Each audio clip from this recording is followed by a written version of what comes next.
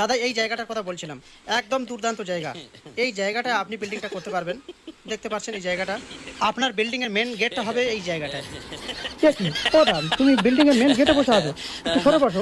সত্যি বাবা, আজব লোক এসব কোথা তো থেকে আপনি যে দেখতে আসে। পাচ্ছেন এই যে এরিয়াটা কত সুন্দর এরিয়া, আপনি দেখতে পাচ্ছেন এই জায়গাটা আপনার মনের মতন করে আপনি যেমন ভাবে সাজাতে চাইছেন সেইভাবে সাজাতে পারবেন। আপনি এই যে এরিয়াটা দেখতে পাচ্ছেন এটা হচ্ছে বেডরুম এরিয়া, ঠিক আছে? আপনি এই জায়গাটা সুন্দর করে আপনার বেডরুমটা সেট করতে পারবেন। দেখি ওদা তুমি বেডরুমে বসে আছো, একটু সরে বসো।